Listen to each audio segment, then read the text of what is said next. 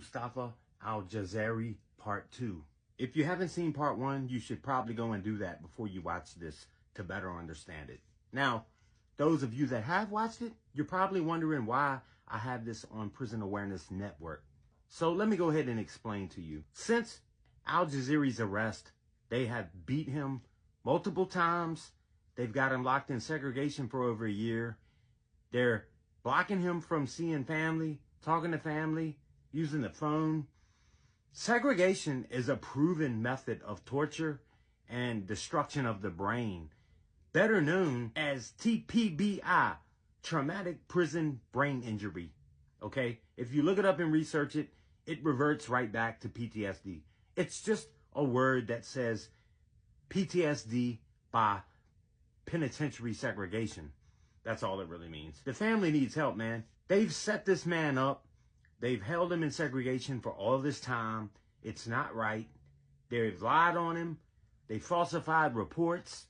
And, you know, something needs to give. They have allowed a civil rights organization to come into the jail and visit him, where they took pictures of his bruises from his beatings that they've given him for no reason. I'm telling this man's story because the family needs help and all the support they can get. I'm about to play another video that better describes what happened, and you can decide for yourself what you think.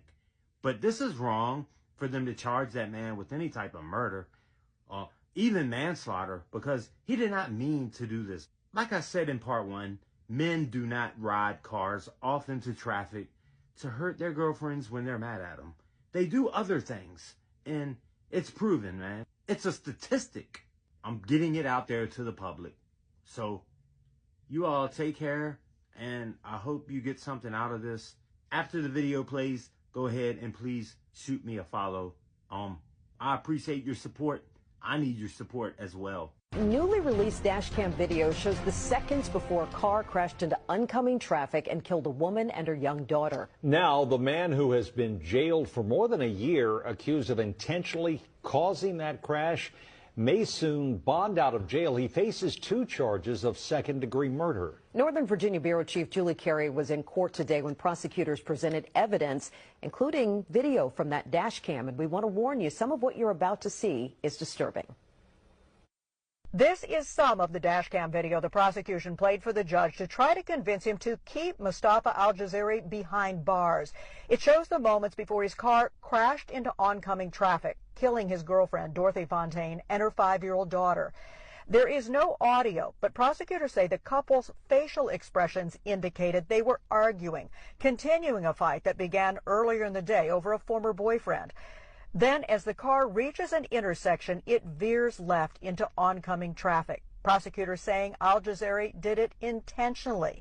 Another camera angle showing the victim's face and fear as she braces for impact.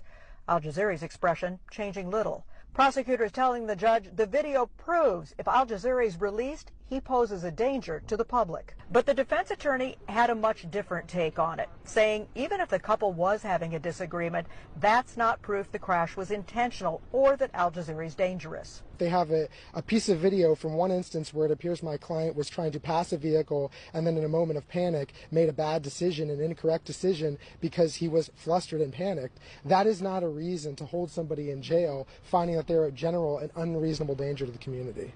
Prosecutors also played a police investigator's interview with Al-Jazari made 2 days after the crash. Here's part of what he said when asked about what the dashcam video shows. It just shows you turning into the left-hand lane, no skid marks, no braking, and then just driving into oncoming traffic. I'm trying to figure out why. I don't know. Why would I do that? But the judge ruling prosecutors failed to prove Al-Jazari would be dangerous if released. He granted a $5,000 bond. The decision a small victory for Al-Jazari's family, who spent 2 weeks keeping vigil outside the courthouse, complaining he's not been treated fairly. If my brother had a drop of guilt, we would not be here for him. We believe my brother is innocent. We believe that this was a horrible accident. We believe that. And I believe the evidence is going to show the truth. But Al-Jazari won't be walking out of this jail today. That's because the judge put a stay or a hold on his order, so prosecutors could explore the idea of an appeal. Everyone will be back in court again next Friday. In Prince William County, I'm Julie Carey, News 4.